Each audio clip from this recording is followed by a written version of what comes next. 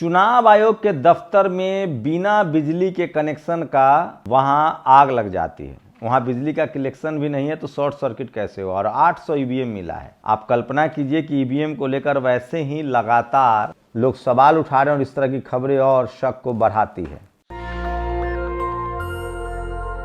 तो वो तमाम बड़ी खबरें जो सोशल मीडिया पर वायरल है मैं आपके लिए लेकर आया हूं। ये वीडियो देखिए। आपको कोई सोशल मीडिया का और चैनल देखने की जरूरत नहीं है, ना टीवी अखबार, तो बिल्कुल नहीं।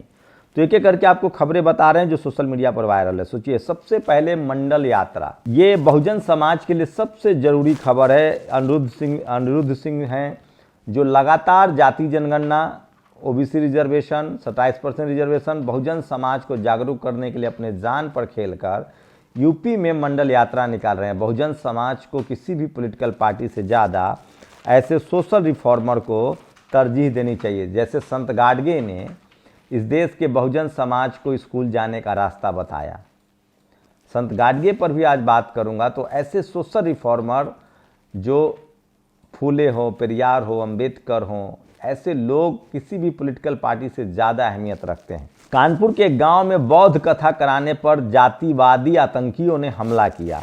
उनका नाम है चंदन मिश्रा, गोलू मिश्रा, शिवम मिश्रा, जीतू मिश्रा, अरुण कोटेदार, किन्नर मिश्रा, विशंभर मिश्रा, मनीष तिवारी, विधायक पीआरओ। ये वो जातिवादी गुंडे हैं जिन पर एफआईआर दर्ज हुआ है। और ये बौद्ध कथा कराए जाने से नाराज थे। ऐसे लग रहा था जैसे पता नहीं इनके पिताजी का क्या नुकसान हो रहा था। सोचिए, जब संविधान है, जब कानून है, तब ये हालत है। जब इस देश में मनुस्मृति होगी तो इन जातिवादियों ने क्या क्या हरकत किया होगा। और सवाल है कि सोचिए, आज भी कोई बैनर्जी को मौका मिलता है तो मजाक किसका उड़ाता है? किसी जाट का, गुर्जर का, किसान का।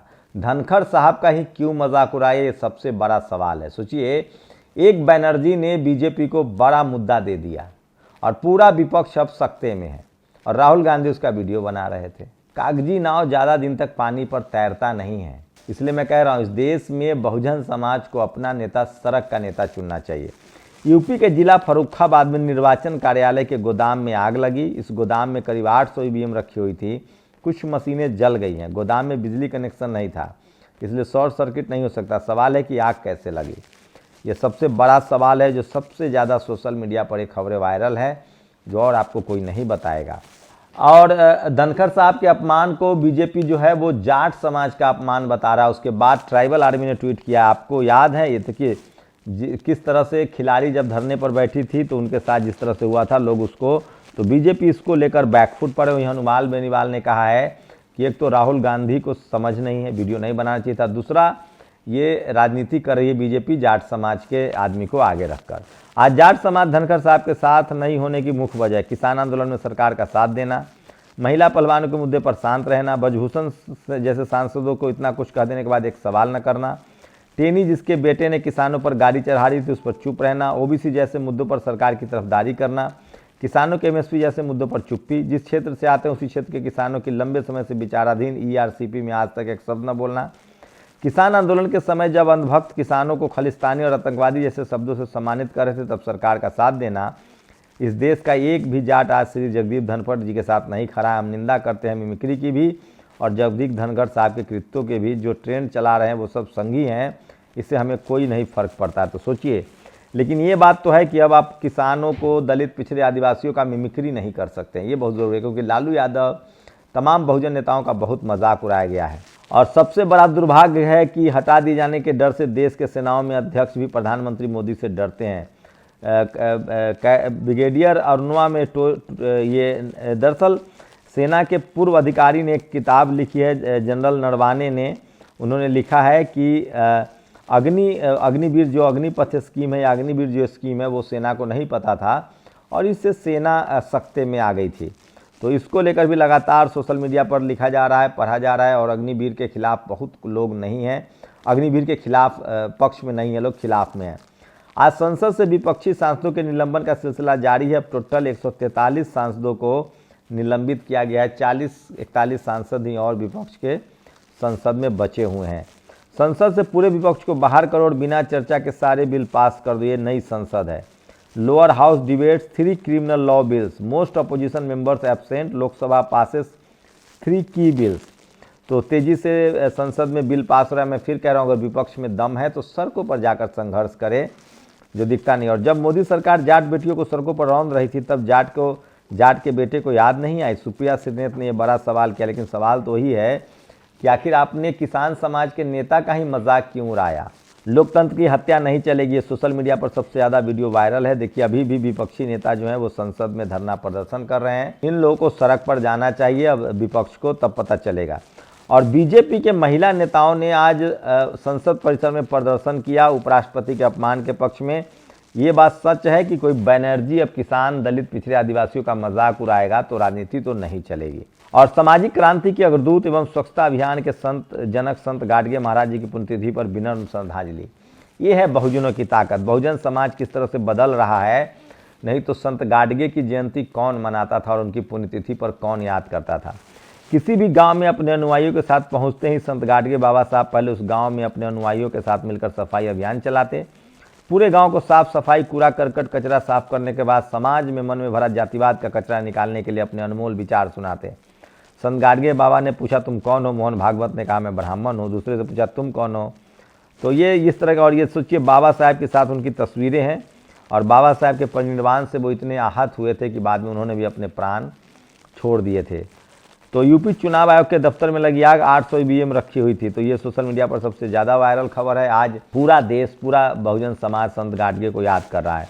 और नफरती तवलीन सिंह को राबड़ी देवी से समस्या। सोचिए, तवलीन जो हैं वो, उनका एक ट्वीट है 2017 का, किस तरह से वो राबड़ी देवी को मुख्यमंत्री बनाए जाने से घृणा करती थी। तो इस देश की सच्चाई है, पार्टी कोई भी हो, दलित पिछड़ों को इसी तरह से टारगेट किया जाता है। मैं कहूं कि मुझे रास्ता में बोलने नहीं दिया क्योंकि मैं एक दलित लीडर हूं, खड़गे, इनको क्लेम करना चाहिए।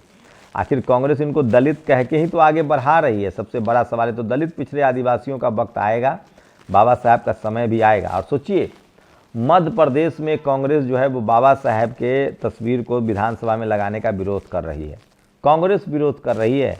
यह है कांग्रेस का असली चाल, चरित्र और चेहरा मध्य प्रदेश में। तो आरएसएस हो या कांग्रेस हो, दलित पिछड़े आदिवासी नेताओं को आगे करके राजनीति करते हैं। उसी तरह से मध्य प्रदेश में कांग्रेस जो है वो एक आदिवासी विधायक को आगे करके बाबा साहब के खिलाफ बुलवा रही है।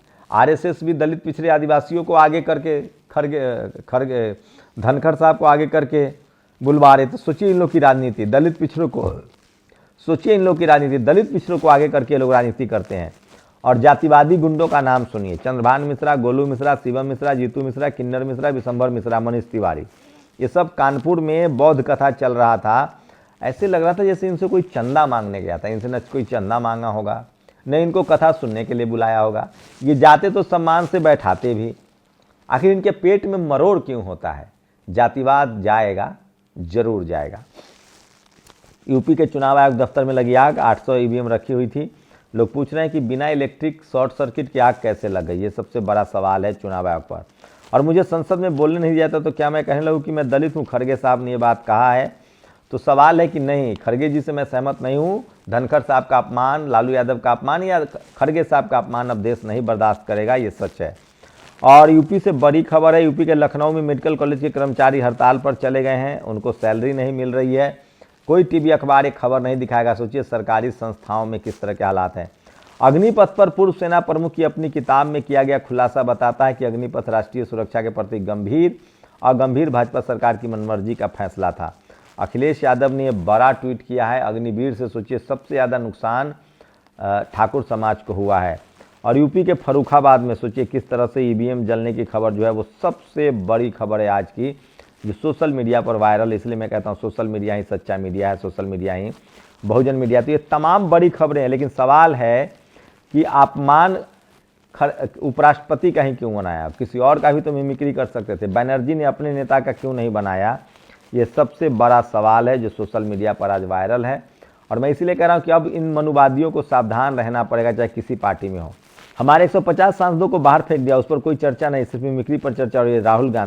राहुल गांधी को पता ही नहीं कि उन्हीं की पार्टी के जो सवर्ण नेता हैं और उनके गठबंधन के जो सवर्ण नेता हैं, विपक्ष तब तक नहीं जीतेगा। और संसद में इतनी बड़ी चूक हो गई, चैनलों ने मोदी और शाह से सवाल नहीं पूछा। बीजेपी सांसद के पास पर उत्पाती लड़के संसद में दाखिल हुए। चैनल ने बीजेपी सांसद को नहीं घेरा। एक ही दिन में 78 बीजेपी विपक्षी सांसदों को सस्पेंड कर दिया। चैनलों ने मनसा पर सवाल नहीं उठाया। कल फिर 49 सांसदों को एक झटके से बाहर कर दिया। चैनलों ने इस तानाशाही रवैये पर सवाल नहीं उठाया। जैसे ही मिमिक्री का एक वीडियो मिल गया, सारे चैनल यूरेका यूरेका कहकर कूद पड़े। मोदी चालीसा करने वाले सारे चेहरे टूट पड़े। सबको काम मिल गया, थोड़ा आराम मिल गया, विपक्ष को घेरने का औजार मिल गया। ये अजीत अंजुम ने ट्वीट किया है। सवाल है कि इस देश की मीडिया या तो कांग्रेस के साथ थी पहले, पिछले 10 साल से बीजेपी के साथ है, बहुजनों के साथ नहीं है। इसलिए आप लोग अपना मीडिया जरूर खड़ा कीजिए। और आपका मीडिया सोशल मीडिया, आपका मीडिया बहुजन मीडिया है।